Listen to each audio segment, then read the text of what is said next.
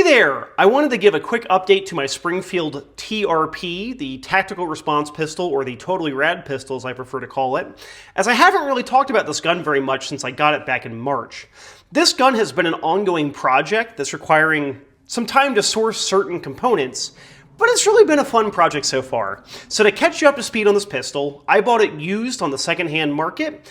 It was a very, very good deal, but the gun's certainly been shot a fair bit, and it required some work to get it back into a good shooting condition. The gun had an aftermarket one-piece guide rod that still required a tool to take it apart, so we swapped that out. We resprung everything that was worn out, so good recoil spring, the GI plug and guide rod are certainly a thing we did. New barrel bushing to help the gun tighten up a little bit. We had to retune the extractor because it was certainly out of shape, and I talk about that in my extractor video. We fitted a Wilson Combat grip safety, manual safety, and slide stop. And then we did a bunch of cleaning up for the internals, albeit that they are still the stock MIM fire control components, which I'll talk about more later in the video, but they are a thing that's going to get swapped soon. The big changes that I've done to the gun since the last update was swapping the grips, which is easy, right? You just turn some screws, you swap them. These are the wood calibers I had on my Bullseye gun because I wanted them on here instead for now. And then the magwell. This is the big change that I've done recently. This is a Smith & Alexander arched mainspring housing magwell. It is a one-piece magwell. It's a whole cast component. And I've been looking for one of these for a long time. The big issue is that Smith & Alexander, I think that they still technically exist as a company, but they don't really make anything anymore. So I had to try to find one of these to get on the gun. This is where I do want to shout out someone who came in clutch to help out, and that is Carl over at KGB Customs. Please go check out his YouTube channel. He's covering a lot of cool custom guns pretty much like every week. It's a couple times a week.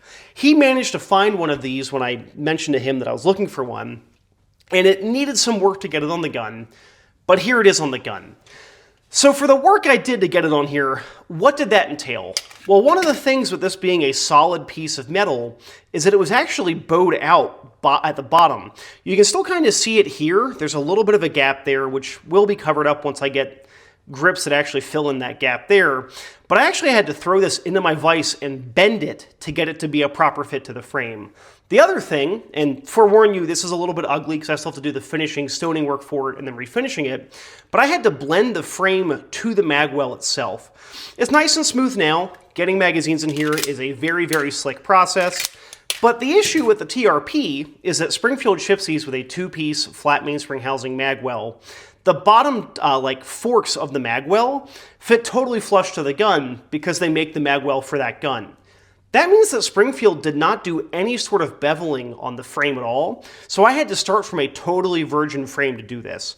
That meant that I had all of the control in the world to make it work for this magwell, but that also meant that I didn't have any starting point where it was partially done, so I had to take my time and do it. I would say I'm about 6 hours into the process between getting this fitted to the gun itself and then actually blending it. And I still have more stoning work to do and then refinishing, but that'll be the easy part, all things considered. For refinishing this part, I want to try to keep the look of the gun kind of congruous here.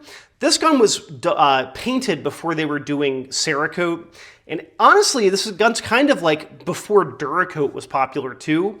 It uses something called Armor Coat, which I think is pretty much gone.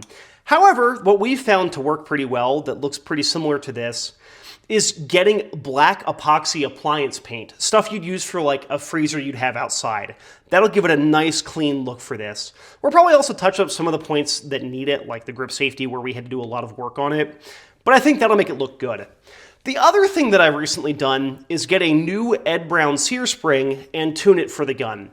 The issue I had with this pistol is that with the MIM components and the factory trigger here, and we can see it's empty, the trigger press was not bad, but it certainly could have used some improvement. It was pulling at like 4.5 pounds, and the brake was pretty heavy.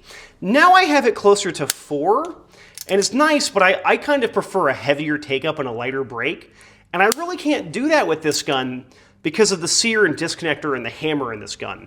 They're all MIM'd components, and I'm kind of hitting the wall that if I drop the weight under 4 pounds, the gun is going to have hammer follow. So I think a Nolan Speed Demon kit, which is going to be a new sear disconnector and a commander-style ring hammer, will be in the future of this gun. I really do like how the gun looks right now. The issue is just that I want it to shoot a little bit better. And swapping out some components will help out there. The last thing I'm planning on doing, which I haven't done yet, so planning on getting new components for the fire controls stuff here in the gun, new stocks for the pistol. I want to replace these sights. These are like Trijicon HDs. They're really big sights. And I'll roll in some shooting footage here. They tend to shoot really, really low. I find that if I wanted to hit a B8 and aim for like the X-ring on a B8, I have to hold at the top of that ring. And it's not me, it's the sights. They shoot really low. And they're also massive. This rear sight is a giant, giant ledge, which is handy for manipulations, but it's really big. And then the front sight is so unbelievably thick. I prefer a more precise front sight. However, the plan for this gun is to cut it for an optic. I already have a spare RMRCC here in the testing area, and I've actually talked about that optic in a previous video, and I'll throw up the video here. But I want to cut this thing for an RMRCC. The plan is to do the RMRCC cut directly mounted to the slide closer to the back, get a Glock dovetail in front of it, and then I can still have backup iron sights on the pistol. The TRP is a gun that I really do enjoy shooting. I like how grippy the 20 LPI check ring is on the front of the frame here. I like how it looks. I like the slide serrations. But I know I would like it more if I had a red dot, and I want this to be my dedicated red dot 45 pistol. So yeah, the Springfield TRP. This is a gun that a lot of people really like. I prefer the look of these older ones, and I'm happy to have it as not a budget project, but I got this gun for about half of what the new ones go for, and I think that these older ones were made a little bit better. And I'm enjoying the project so far. So what do you think about the TRP? Is this a gun that you've ever had any desire for, or do you think it's just a gimmick, expensive gun from Springfield Armory? Truth be told, I still think that most of the TSOS guns out there are actually better put together than this is, but when this fell into my lap at the price it did, I really couldn't say no. If you made it this far into the video, thank you for being here. Maybe click the subscribe button down below, and I appreciate that you're here. Have a great day.